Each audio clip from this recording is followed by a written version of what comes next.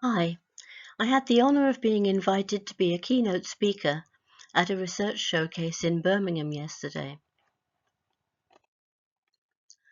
It was the Alternative Academia Research Showcase, so it was people very much like me who combine being an academic with having a different professional role as well.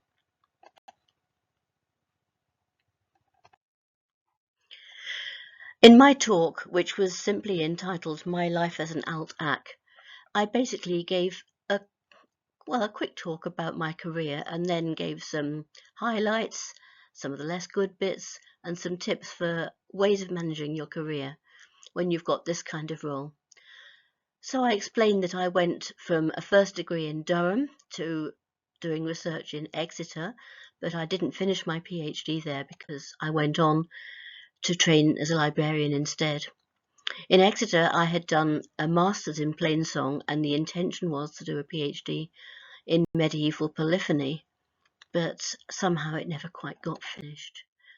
Anyway, I went to Aberystwyth to train to be a librarian, and then my first permanent role was as music librarian in South Shields, and that's a picture of the library as it was. It's now a different building entirely. I went up to Scotland in 1988 to take up a post as music librarian in RSAMD, which is now the Royal Conservatoire of Scotland, and I've worked there ever since. But during a library renovation, I encountered 3 flute manuscripts that had belonged to somebody in Dundee called James Simpson, and a little bit of research into these manuscripts made me realise I should have done my PhD after all. So after a 20-year gap, I signed up to do a PhD again, this time at Glasgow. It was actually on Scottish song collecting, not on flute manuscripts at all, but it was still Scottish music. I just showed a couple of images of the kind of music I was looking at. Having done the PhD, I did a PG Cert, which I thought and hoped would be useful, and indeed it has turned out to be so. Then luck came my way because I was offered the opportunity of being a part-time research assistant on a major AHRC research project, which was called the Bass Culture Project, but ended up being HMS.Scot. We looked at a lot of books of Scottish fiddle music from the late 18th and early 19th century. A little while after that, I had my own AHRC networking grant, which I still did part-time, working in the library for the rest of my week. If I have one piece of advice for people putting in for grants, it's simply to answer the questions, and I went on to talk about this more in a later part of this talk. My fear, of course, when I reached retirement was that if I didn't have a defined role as a part-time researcher in the Royal Conservatoire of Scotland, then I'd end up watching a lot of daytime TV and go, quite frankly, mad.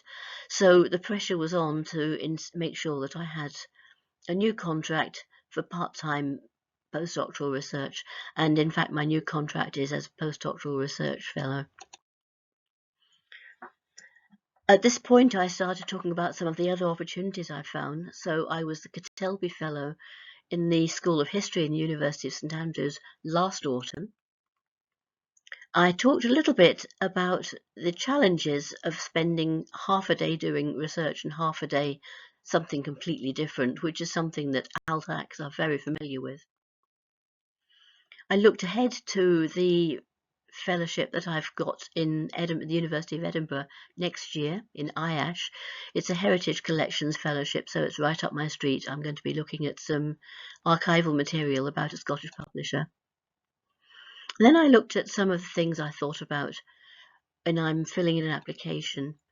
I explain how I break down the instructions in the application form and make sure I answer every single element of them one by one.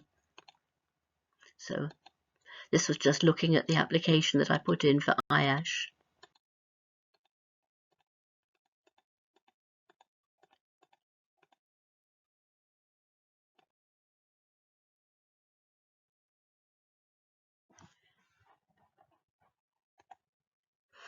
I talked about the highs and lows of Alt-Ac existence, the feeling that you're perhaps neither one thing nor the other, questions of balance, of feeling that you're enough and can't be the same as somebody who's got a full-time academic role. The feeling that somehow you've made yourself different by taking on an extra existence outside of the day job, and benefits having supported scholars, of networking, finding ways to fit your research in. And then I went on to talk about an article I'd written recently, which didn't end up being published because I had to withdraw it. I couldn't do the amendments in time, so I put it on my blog instead. I came up with an acronym, CARVE, which stood for Collaboration and Networking, Achievements Meriting Praise, Recognition being important, Visibility being equally important, having the energy to self-advocate. And then I shared a QR code for the full-length article on my blog. And then I emphasize finally it's important to show focus, self-discipline, a fair amount of dogged determination, and have a clear idea of the end game so that you know when you've achieved what it is that you were setting out to do. And that was it.